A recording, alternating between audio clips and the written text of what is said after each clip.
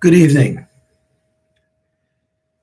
So we have spent the last few shiurim discussing about the halal, the void that was created by the process of tzimtzum.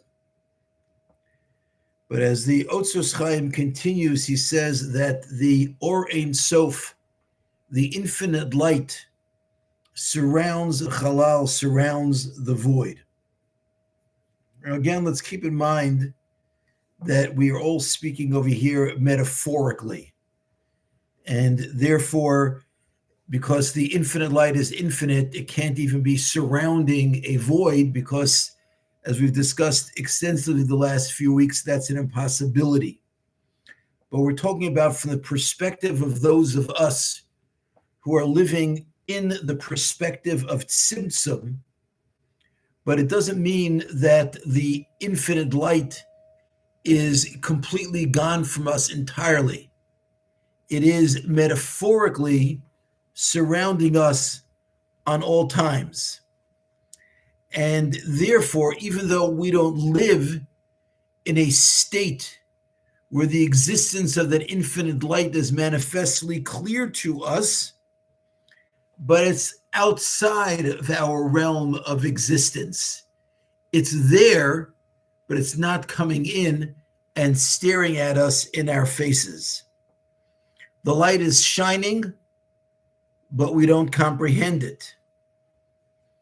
Anything that people comprehend that we can really make a part of ourselves, that's referred to in Kabbalistic terms as Or Pnimi, inner light.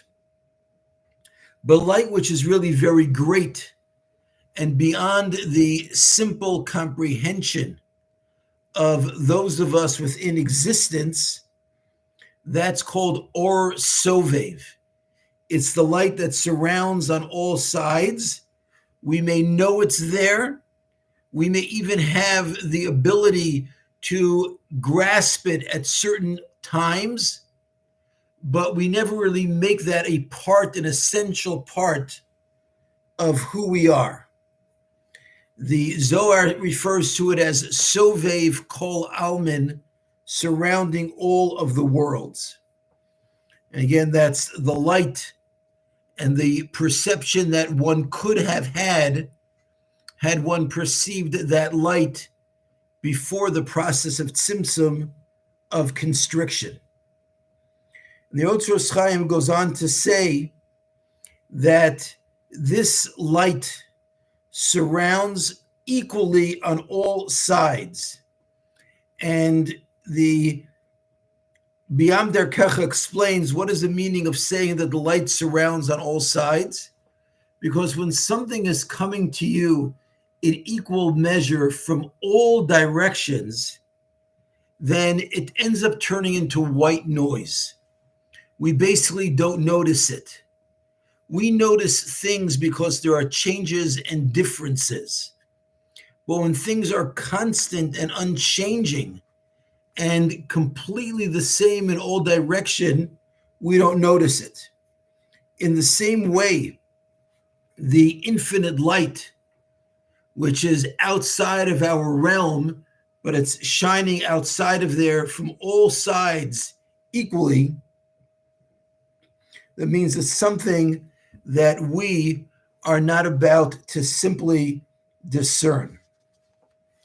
Another point he says in this concept of the light shining equally in all directions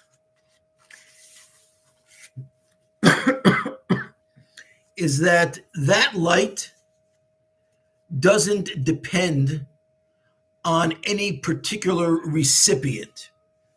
We're going to discuss this more later on at great length. But the concept is as follows. When we speak about something in linear terms, that means there's a beginning, a middle, and the end. And the beginning, the middle, and the end are all different. If the beginning is closer to the source, it may have a greater connection or receive more from the source. The middle has a lesser connection, receives a bit less. When you get down to the end, it's very distant from the source and it receives the least.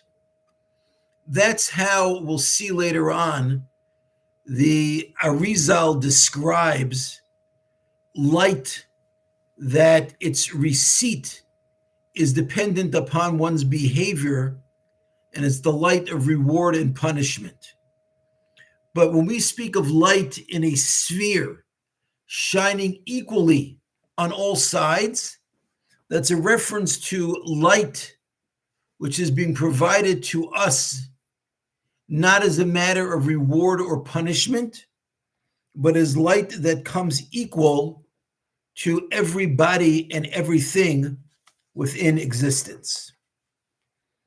In a further footnote, the Biyam Darkecha explains that again, this light which is outside the void is representing the light that existed before the process of tzimtzum, of constriction, when all there was the Or Ein Sof, the infinite light.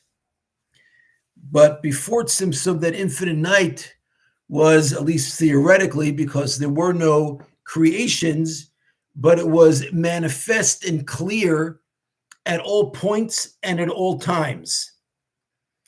And in Kabbalistic terms, that's referred to Yichuda Ilah, the upper unity, because that's unity which is recognized from a place which is up and above and beyond what we have the ability to discern within this world. What we're trying to accomplish during our lifetime is to be able, at least at certain times, to be able to get clarity in that Yichuda Eloi. But again, that represents the light that is there all the time. And to the extent that we can connect to it, we can connect to that unity which existed before the process of creation. And this is something that we're especially meant to contemplate while we're saying Shema, because Shema is the declaration of the unity of Hashem. So that's a time when it's appropriate to let our mind come into contact with the unity that exists outside of our realm of existence. And furthermore, at times, sitting here in the world as we do, we can feel very distant from God. And when we get ourselves to that space, that's the time to say Shema and contemplate that Yichud. I suspect that that's the reason why there's the custom to say Shema when someone's on their deathbed, when someone's in a state of completely giving up and feeling abandoned by God. That's the time to really connect to God more so than at any other time. Thank you very much for listening. And again, if anybody's interested in sponsoring any of these shiurim, please contact me on Facebook or by email at cslando@gmail.com. Have a great evening.